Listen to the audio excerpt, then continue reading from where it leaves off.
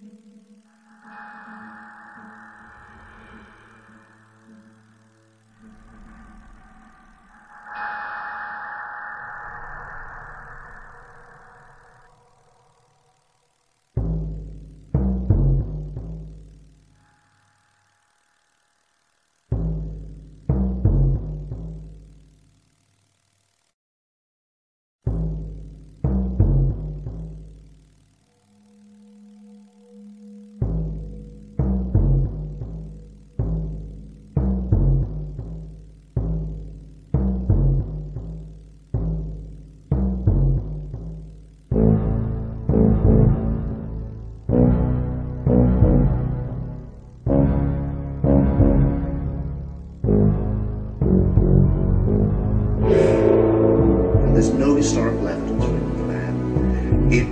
It's identical to these pagan myths. Modern icons, especially Jesus Christ, were as mythical as Hercules and Zeus and Athena and Adonis and Thor and all the other gods that we have been taught to almost roundly dismiss. We certainly should not be harming each other over religious beliefs.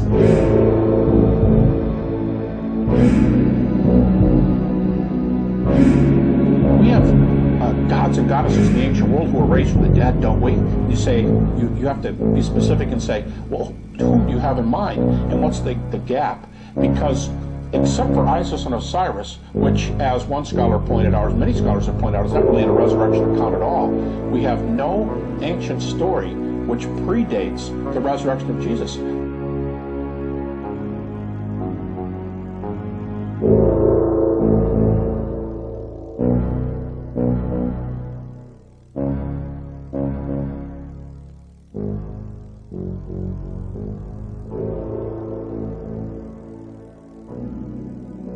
Many unbelievers will argue that Christianity was created by the political establishment for social control, but this argument is inconsistent with the message of the Bible.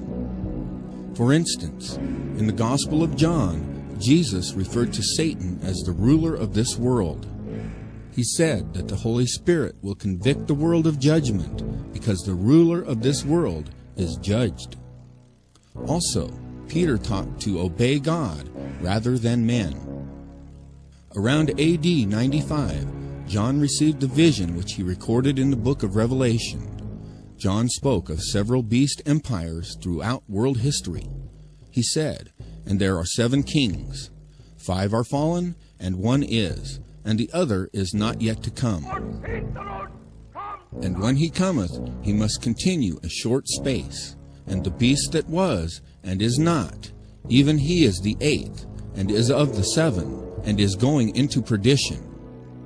John the Revelator and Daniel the prophet spoke of a final beast empire and world government that would be ruled by 10 kings in the last days. John declared that the world leader will cause all people to receive a mark in their right hand or in their foreheads in order to buy or sell. Contrary to the idea that Christianity was established for social control, the Bible teaches that all who take this mark or who serve this world government will be damned, but those who are beheaded for the witness of Jesus will reign with him in his kingdom. Financial and healthcare applications. One thing I would just suggest, I'm just an outside soon-to-be investor. I love this idea, by the way, Scott. I think this is great. Thank you, Sean.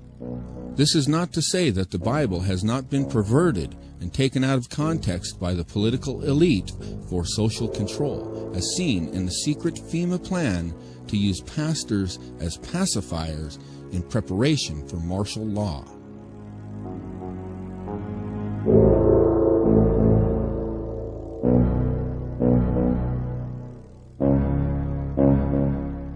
The debriefing tells pastors to help implement FEMA and Homeland Security directives.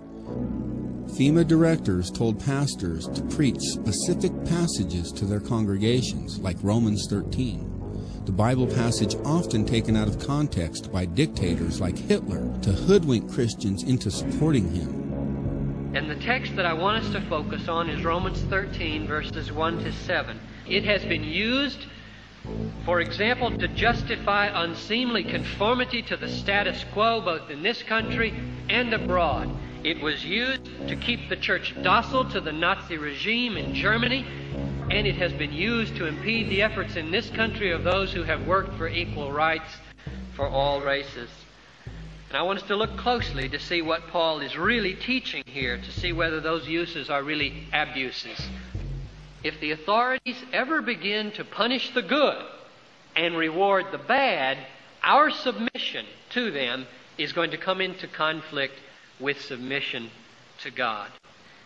It is right to resist what God has ordained in order to obey what God has commanded.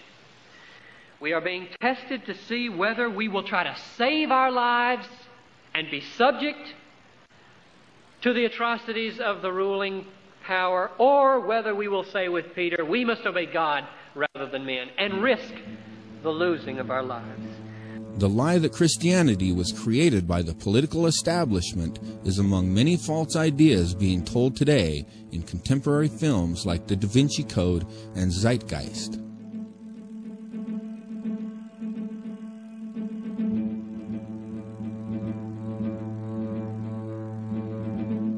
In Part 1 of the film Zeitgeist, nearly 200 sources are cited in the transcript. Yet many of these sources are used more than once. For example, Manly P. Hall is cited 5 times. Albert Churchwood is cited 6 times. Timothy Freak and Peter Gandy are cited 7 times. Edward Carpenter is cited 8 times. Thomas Doane cited 19 times. D.M. Murdoch is cited twice. However, D.M. Murdoch also goes by the pen name Acharya S. Acharya S. is cited an additional 27, and Gerald Massey is cited 30 times. In fact, when the transcript for this film is examined in further detail, we see that less than 25% of these sources are original. The idea that Jesus is a copycat solar deity has been propagated by the self-taught Egyptologist and practicing Druid Gerald Massey, homosexual activist and philosopher Edward Carpenter, atheist Professor John Allegro, and authors Peter Gandy and Timothy Freak, and Acharya S.